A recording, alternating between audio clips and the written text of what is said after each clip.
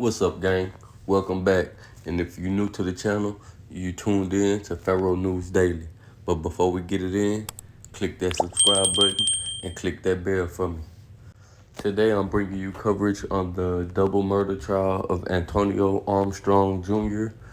He's accused of killing both parents, Antonio Armstrong Sr. and Dawn Armstrong, back in July 2016, which is 7 years ago. This is his third trial, with both first trials ending in a hung jury, which is a mistrial.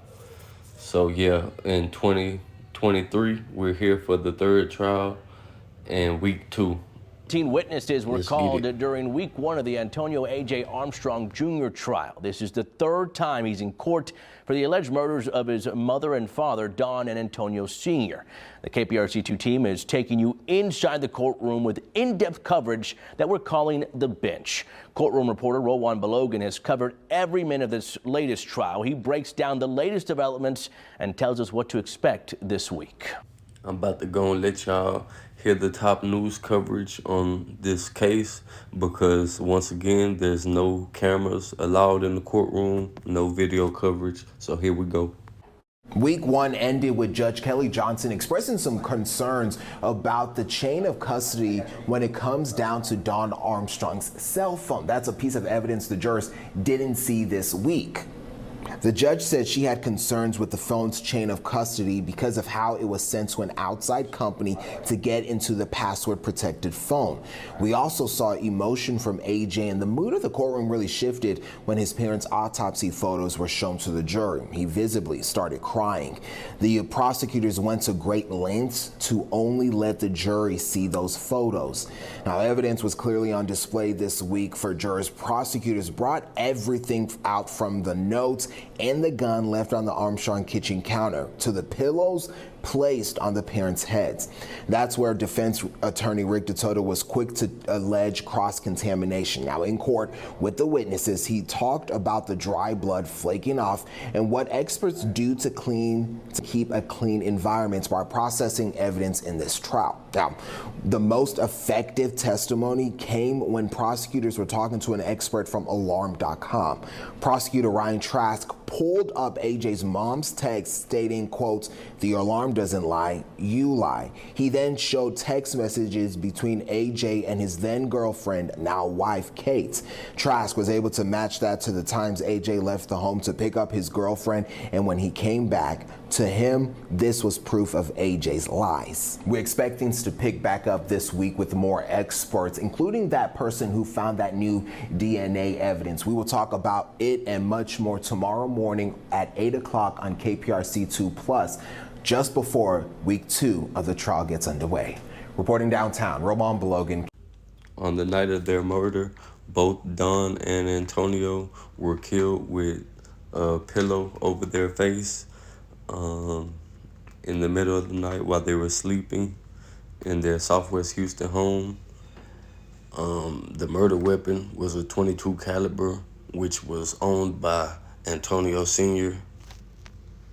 It is day 6 of the Antonio A.J. Armstrong Jr. trial. Jurors got to see life-size models of Dawn and Antonio Armstrong Sr. on a bed in the middle of a courtroom. A.J. is accused of killing them 7 years ago. No cameras are allowed in the courtroom, but our team is covering every aspect of this case within our coverage called The Bench. KPRC2's Rowan Balogan was in the courtroom when all of this unfolded. Rowan, big question here. Jurors get to see the DNA evidence that caused the case to be delayed a month? Yeah, Keith, the jury was about to see that evidence and the investigator and hear from the investigator who found that new DNA evidence, but the judge called things to an end for the day, allowing the juries to leave until returning tomorrow morning. At the stand was investigator Celestina Rossi. She is a blood splatter and reconstruction expert from the Montgomery County Sheriff's Office. She's assisting in this case. Now, take a look at this video we captured of her leaving the courtroom today along with prosecutors. During her testimony, prosecutor John Jordan and her started with a staircase. Now, this is why it's so important. During AJ's interview with Homicide, he said he saw someone leaving his parents' bedroom, and they had a demonstration of life-size figures to show that staircase here. Now, Jordan wanted to show how close AJ would have come to the alleged suspect, so he had the jurors walk around to see how close that was. Then they pulled out that life-size bed with mannequins to represent the Armstrongs. The defense quickly objected to the height and the size of the bed. However, the judge still ruled to let it in for demonstration purposes only. From there, prosecutors talked about blood splatter, and that's where we learned Sergeant Rossi believed that there were 4 shots, but investigators only found 3 shell casings. Now, Rossi talking about those 4 shots were her opinions. Now, the jury was very attentive for most of the day as they were able to see those demonstrations play out in front of them. Now, tomorrow we will finish from that new DNA evidence, and the defense attorney Rick DeToto will have time to question Sergeant Rossi about everything she said today and her expertise and opinions that she's offered to the jurors today. Reporting live from downtown Houston, Roman Belogan, KPRC 2 News. Good morning and thank you for joining us. I'm Andy Sirota, just around the corner from the jail. Day 3 of the 3rd A.J. Armstrong trial is already underway. These first few days are setting the tone for the rest of the trial. Armstrong is being tried for the murders of his parents, Antonio and Dawn, back in 2016. KPRC 2's TJ Parker is live outside the Criminal Justice Center with how things are shaping up today. TJ, good morning. Hey, good morning, Andy. Yes, former HPD homicide detective Lieutenant Jimmy Dodson was back on the stand today, picked back up from where he started yesterday, and they played AJ's initial interview with police after the murders for the jury. In the interview, AJ says he heard a door open when he was in his room. He said he thought his parents came out of their room to get a snack, and he is quoted saying, "As I was walking downstairs, that's when I heard gunshots. Then I ran to my room and heard someone leave." He then says, "I saw someone coming out. It was a mask. You could only see the eyes." In the recording, you hear the investigators also tell AJ things aren't adding up. But later in the recording, AJ says, quote, "There's nothing that will come back on me. I have nothing to do with this." And prosecutors claim that AJ said, "I had nothing to do with this," 19 times during that interview. So we pulled the interview from Dodson, the person who was on the stand today after the murders back in 2016. Take a listen. Any prior domestic situations between this couple? Absolutely not. This was an outstanding family. The male in the family was an absolute hardworking breadwinner. He's an associate pastor in the area at a church that I'm not sure of. He's a great guy. And the family, the mother was apparently a great mother, according to family members. And like I said, it was kind of the all-American family. All right, so day 3 of the A.J. Armstrong trial continues in the courthouse behind me here. My colleagues, Roman Belogan and Jason Wynn, are up there now listening and watching. Of course, they'll have a lot more from today's trial on KPRC2 as well as KPRC2 Plus. Again, that's later today. But for now, we're live downtown this morning. I'm TJ Parker, KPRC 2 News. Witnesses were called during week 1 of the Antonio A.J. Armstrong Jr. trial. This is the 3rd time he's in court for the alleged murders of his mother and father, Dawn and Antonio Sr. The KPRC2 team is taking you inside the courtroom with in-depth coverage that we're calling The Bench. Courtroom reporter Rowan Belogan has covered every minute of this latest trial. He breaks down the latest developments and tells us what to expect this week. Week 1 ended with Judge Kelly Johnson expressing some concerns about the chain of custody when it comes down to Dawn Armstrong's cell phone. That's a piece of evidence the jurors didn't see this week. The judge said she had concerns with the phone's chain of custody because of how it was sent to an outside company to get into the password-protected phone. We also saw emotion from AJ, and the mood of the courtroom really shifted when his parents' autopsy photos were shown to the jury. He visibly started crying. The prosecutors went to great lengths to only let the jury see those photos. Now, evidence was clearly on display this week for jurors. Prosecutors brought everything out from the notes and the gun left on the Armstrong kitchen counter to the pillows placed on the parents' heads.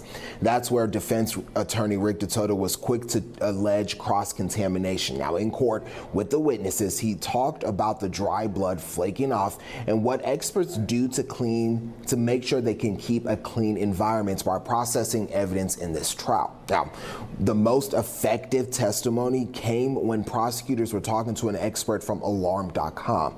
Prosecutor Ryan Trask pulled up AJ's mom's text stating, quote, "The alarm doesn't lie, you lie." He then showed text messages between AJ and his then girlfriend, now wife, Kate. Trask was able to match that to the times AJ left the home to pick up his girlfriend, and when he came back, to him, this was proof of AJ's lies. We expect things to pick back up this week with more experts, including that person who found that new DNA evidence. We will talk about it and much more tomorrow morning at 8 o'clock on KPRC 2+, just before week 2 of the trial gets underway.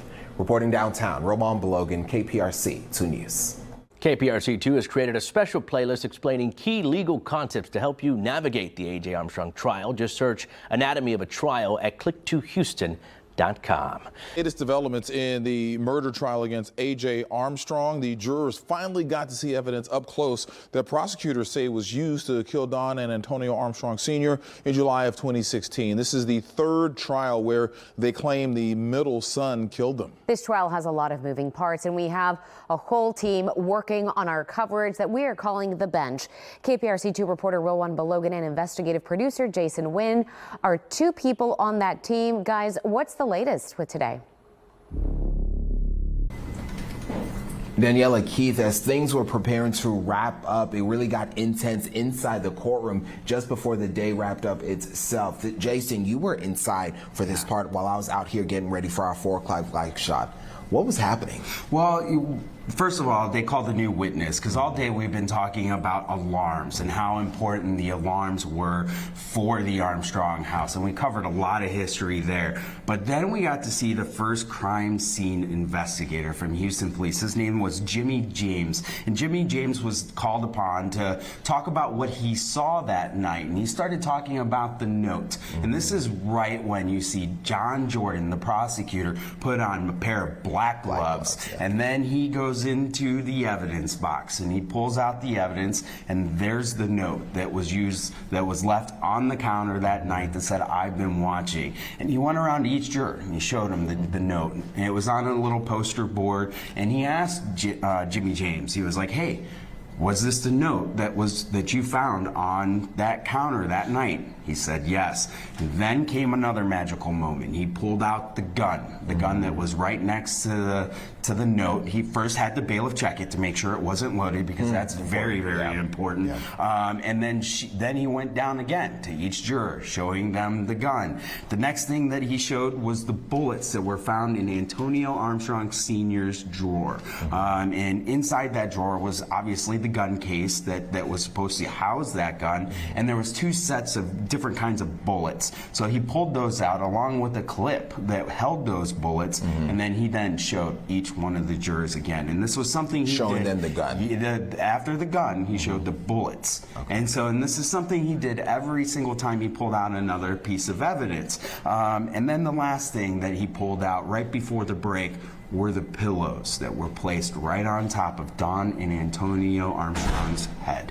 And he actually pulled them out of the box. And before he did that, Rick DeToto wanted to go see how those pillows were going to get picked up. We saw this all trial. The attorneys both like to see the evidence that's being presented to the jurors. And so what they do at that point is, if, say, they're looking directly at the jurors, one or the other side will ask the judge, "Hey, can I approach just to see what's happening?" And this is what Rick did. Exactly. So John pulled out those pillows, got Jimmy James to say, "Are these the pillows?" He said yes, and then he showed them to each one of the jurors. And that's kind of a big deal in this trial, because that is one of the things that Rick DeToto brought up during opening statements. And tell me more about why that plays a factor in this case. The pillows, the box that the pillows were in that Rick was looking at, is important because it goes back to Rick's opening statements that we talked about Tuesday. Is when Rick had a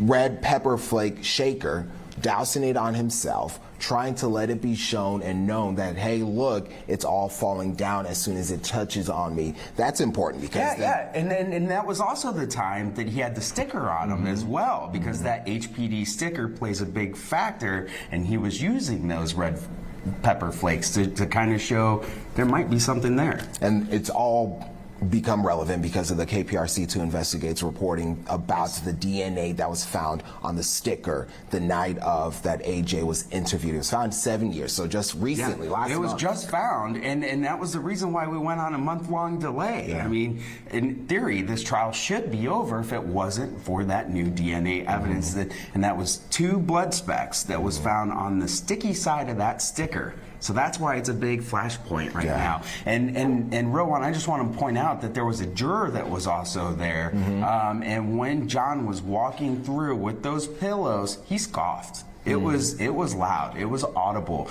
And you could see this. And then he quickly turned to AJ and tried to lock eyes with AJ. And you could just see that there was a moment there between him and trying to figure out where's AJ at? What's his state of mind? And that's important to note, that we're all trying to observe the jurors. That we can't talk to them, they're not talking to us, so we're observing their mannerism, what they're doing, the reactions to any of the testimony, or the attorneys asking questions of any witnesses that might be at stand. Question for you, as they wrap things up, what do we expect will happen tomorrow morning?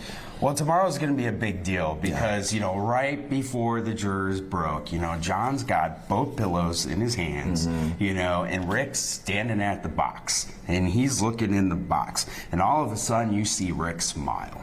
And I don't know what that means for a defense, defense prosecutors, but I saw that. I notably saw that. I was sitting away from the media. I like to sit on the other side just so I can see. And most of the media sits on the left side, right closer to the jury. I sit a little bit more center to the far right, just so I can see reactions of the jury, reactions of the attorneys, and everything else. But when Rick smiled, he wanted to quickly make a motion, and he was like, Judge, I need to make a motion. Well, Jordan's got these 2 pillows in his hands, and one of the things that the judge was like, can I excuse the jury first? So she let the jury leave, and then that's when Rick came out and said, Judge, I need this motion to be heard.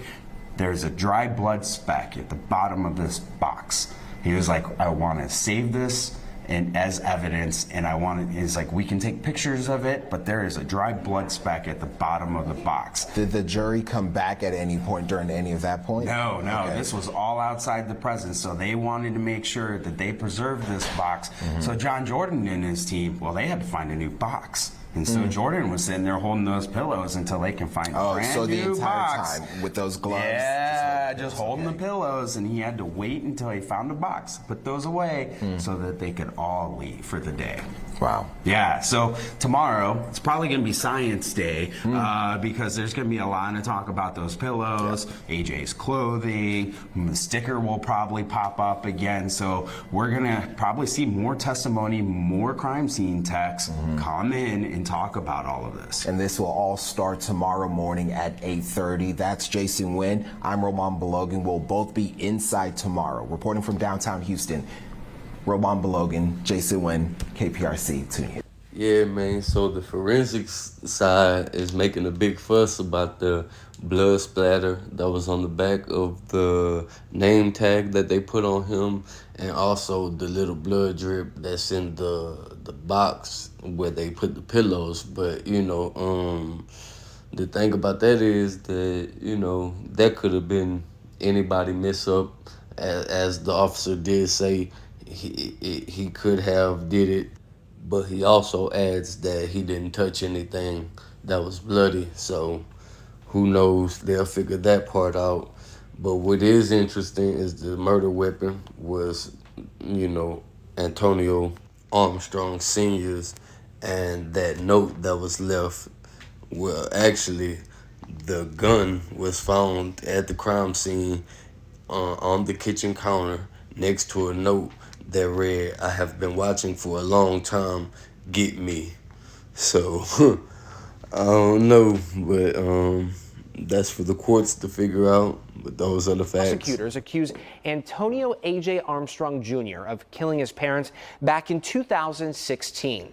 The third trial is well underway, and cameras are not allowed inside the courtroom. So this is why KPRC is taking you inside the courtroom with... Man, y'all took us in the courthouse, not the courtroom. Stop lying.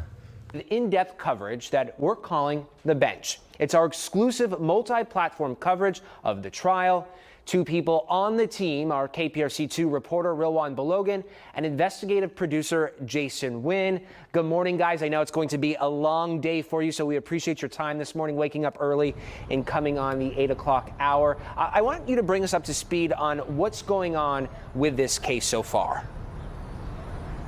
Zach, good morning. It's a balmy, what we say, 85 or so degrees out here this morning. Muggy. It's a little muggy, but we are out here because it's important to let the viewers know what's going on the 19th floor, as you mentioned, since cameras aren't allowed. We just saw some of the defense attorneys walking in, preparing for week 2 of this trial and kind of setting what things happened end of last week. Yep. End of last week was a Friday, the tone kind of shifted a bit because we started talking about the autopsy photos of Don and Antonio Sr. Now that's when the mood really shifted in the courtroom. It got really quiet. Rowan, I kind of want to ask you, because you were in there at the time, and we finally started to see some emotion of AJ, and I think our artists actually captured some of that, and we can pull that video up here in a second, but tell us what that was like. Yeah, so I'll tell you, I didn't actually see him crying, but you could hear what sounded like AJ was crying during this point. And if I could use you as a demonstrator real quick here. So what it was, say I am AJ right here. AJ was crying sort of in his arm. Defense attorney Chris Collins had his arm wrapped around AJ, and defense attorney Jennifer Carpenter went to grab a box of tissue and she put it in front of him for AJ to kind of get the tears out of his eyes there. And also in the gallery, some family members were tearing up. And I want to add this, prosecutors John Jordan went to painstaking ways to make sure the gallery rather, didn't see any of the photos. He was kind of walking around with his back turned to the gallery just so the jurors could see those autopsy photos. Rowan, I mean, we've been paying a lot of attention to the jurors, you know, and I've been looking at them, you've been looking at them. How do you think they took that moment?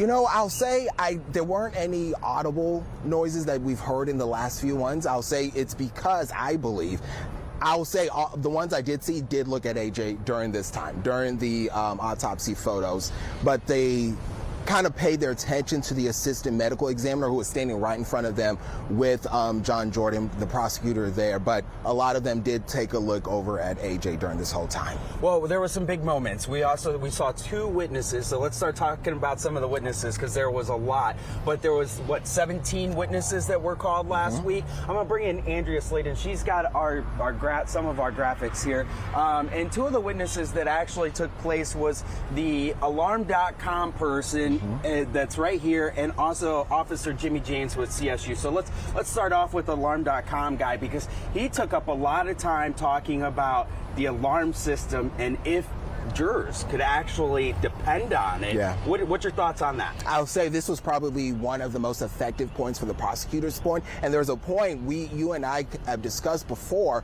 when the defense team was coming up trying to poke holes in the alarm system. He did get one of the alarm system folks with ADT to say they are, quote, rare occurrences where certain things don't pop up. That was the alarm.com guy. That was the alarm.com say that. So yes. They explained it away in a sense, said that it may be the signal sending too far, too fast, that it comes off improperly at some of the points. But then that's when we brought the text messages. Ryan Trask brought the text messages between AJ and his mom. Talk to us about that. And that was kind of an interesting part, just because prosecutors were able to put a timeline together for when AJ snuck out of the house in April and he allegedly lied to his mother about this, and his mom said, the alarm doesn't lie, you lie. And that was kind of a good sticking point. But the biggest thing, I think, came out with Officer Jimmy James from CSU. He was the person that actually they started introducing all of this evidence with. I mean, we got to see the note. We got to see the gun that was next to the note. He took us upstairs to the bloody pillows where, you know, Officer Jimmy timeline together for when AJ snuck out of the house in April and he allegedly lied to his mother about this, and his mom said, the alarm doesn't lie, you lie. And that was kind of a good sticking point. But the biggest thing, I think, came out with Officer Jimmy James from CSU. He was the person that actually they started introducing all of this evidence with. I mean, we got to see the note. We got to see the gun that was next to the note. He took us upstairs to the bloody pillows where, you know, that that seems to be a big focal point and talking point because of opening statements and what Rick DeToto actually had to say with that. Break that down for our viewers right now. So the evidence, the pillow is so important because these are the pillows that the prosecutors are saying was on Antonio Sr. and Don Armstrong the night that they were murdered. There was some blood that transferred onto the pillows, and what the defense is really arguing, because a few weeks ago, before the trial was supposed to really get started in earnest in June, it was pushed back because out of the blue, there was this new DNA evidence that was found on a sticker that AJ wore the night he was interviewed by police and homicide investigators that night. They found blood on the back of the sticker. That blood confirmed to be Antonio Sr.'s blood, that is. And there should be a QR code that's popping up on the bottom of your screen if you want to catch up on all of that. But the obvious thing that I thought about Officer Jimmy James that got played out was more than 40 times he had to say, well, it depends on the case. When he was asked the question, he was being very general in sense. He also said he had to refer to his report that he did not have with him. And it got so, I don't want to say combative, but argumentative seems like the right word, that he actually got told by the judge twice to answer questions that was coming from prosecutors and defense attorneys. Prosecutor John Jordan even mentioned something to the effect of, I thought I asked you to be nice. And I thought that was a powerful moment in front of the jury because he's pretty much their star witness other than the alarm.com thing to this point. Yeah. And the thing there was, he said, you mentioned, I don't have that report with me. I need to refer to my report as to the specific questions that defense attorneys were asking. He also said, I was instructed by homicide investigators not to go look at certain parts of the home, which is a big sticking point for the defense, which all of these trials, they've said that Houston police homicide investigators didn't do a thorough investigation into this case. And Sergeant James, when he spoke, I will say he was a bit argumentative. There were tense points, as you mentioned. The judge forced him twice to answer some of those questions. We have plenty of evidence as well that was brought up. We had an expert who talked about the what was she? She was a ignitable expert. This lady right here. So she actually, her testimony was pretty effective too, I thought, because she got to talk about having a clean lab, making sure that, you know, when they test evidence, they test it one at a time. They make sure that the entire area is wiped down clean. There's new pieces of paper. You know, she actually brought up some of the standards and procedures for the Houston Forensic Science Center and ignitables. And she actually talked about how an investigation of this magnitude should be investigated from a scientific point. And that all kind of came back to this box right here because, you know, they got the officer to come up and look inside that box that had those bloody pillows that were in the way.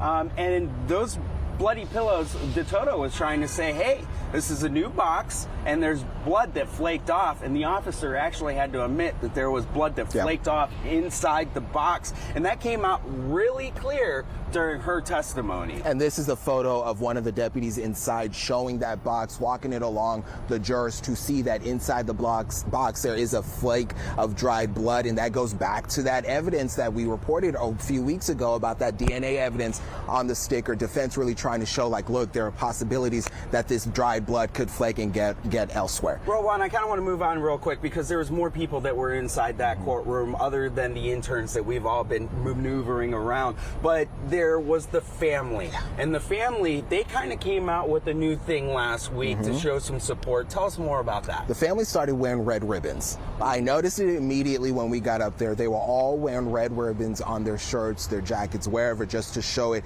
as a sign for our AJ there. And on their social media that we've reported on today, they're calling for the community, if possible, to come out to show any support that they can for Armstrong so he can have that in the courtroom there. And there was another thing. The grandma showed up finally with the pink blanket. And for our viewers that don't know, the pink blanket has a lot of meaning. And it kind of came down during the voir dire process, or voir dire process, I should say. Do you want to describe that? You want me to handle that? Because that was a touching moment that jurors actually actually pointed out to the grandma that she had the blanket on. This is an interesting point, good part for why we started doing the bench and going through the entire process. So from the very beginning of all of this, we started with the jury selection process. So that pink blanket is important because during that process, defense attorney Rick Detoto was showing that's Armstrong's cloak of innocence, metaphorically to show to the jurors that this is him showing that he is innocent until and if the prosecutors and the defense prosecutors can show that he is not. So that was very important. So this was the first time, because I will say the courtroom is very cold, but it was noticeable when she brought that out. And you said you saw jurors taking note of it. Yeah, because I mean there was at least 4. There was 2 men, 2 women. I think one of the grandma that we were paying attention to, and they just pointed at her and said, look, there's the blanket, there's the cloak of innocence. And that all goes back to, you know, we were born with that innocence. So, and for them, they kind of had to see that they had to take that cloak of innocence away. Real Ron, we're less than 20 minutes before court starts. You know, there's a lot of things that are happening between all of these folks here. What do we expect to come out of today? So where it really ended Friday was a quick dismissal, about 15 minutes or so. This was all comes down to Dawn Armstrong's telephone. Yes. They had an expert. It's a what did we call it? It's a it's the forensics unit digital expert with the DA's office. So they had her phone sent away elsewhere, and elsewhere it was broken so it could be unlocked because it was password protected. Now the judge was really questioning the chain of custody yes. of all of this, because it's alleging that multiple hands might have been on it. So she just wants to know where this all went with it. Well, and then all of that's going to go down here in about 18 minutes here. So we got to head back up to the courtroom. Real One, any last things? We will be looking out for a number of things. As you said, court will start in a few minutes, 8:30. So we will head on up. So we're going to toss things back to you in studio, Zach. They say they was an all-American family, you know, never had any problems of any sort before, any issues like this. The dad was a former NFL player, so. Great lawyers on both sides in a search for ultimately truth and hopefully justice. This trial is expected to last 2 to 3 weeks. Reporting live in downtown Houston, Kathy Hernandez, KPRC 2 News. Yeah, they say the trial could take up to 3 weeks, and right now we're in week 2. And here's a more in-depth coverage of the whole situation from start to finish. You can get a better understanding. Court records show the prosecutor. Yeah, the alarm system, man. It was no alarm go off, you know, and that's a big thing in the case. And they know how big the alarm system is to the family because of the text when she told the son that, the alarm doesn't lie, you lie. So that's one thing. So they know that the alarm, goes off. They had set his bail at $200,000, and they had made that, pretty well-off family. So yeah. Yeah, he had made bail back in 2019, so he's been out during this whole ordeal.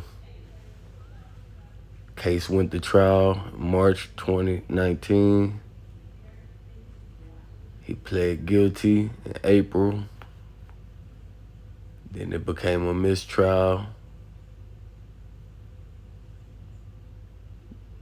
Jury deliberations, April 24th. Yes, sir. It was a hung jury on both accounts.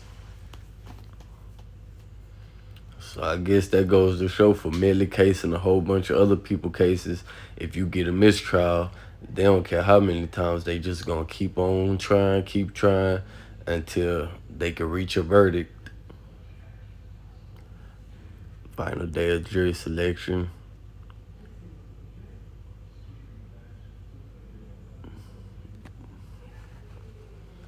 Second trial began October the 11th, 2022.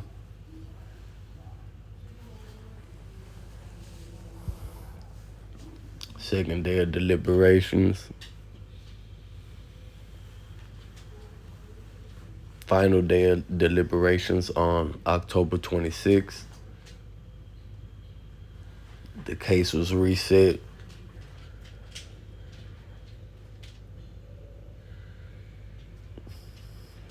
To March 20th for a third time. They requested to change the venue to take it out of Harris County, but both parties agreed to continue in Harris County. Yeah, I know about that 19th flow, man. Hey, hold on, homie. Everybody get into some bullshit now. You know, we all got to go to court. Yeah, I had court. One of them courtrooms on that floor, but he's in a different court than I was. And that's all the coverage I got for y'all on this case for today. This is week 2. So we're going into week 3. Thank y'all for tuning in to Faro News Daily, where we bring you a platter daily. Be sure to hit that subscribe button, click that bell, drop a like if you like, drop a comment, and let's get to talking. Thank y'all. Love you. Peace.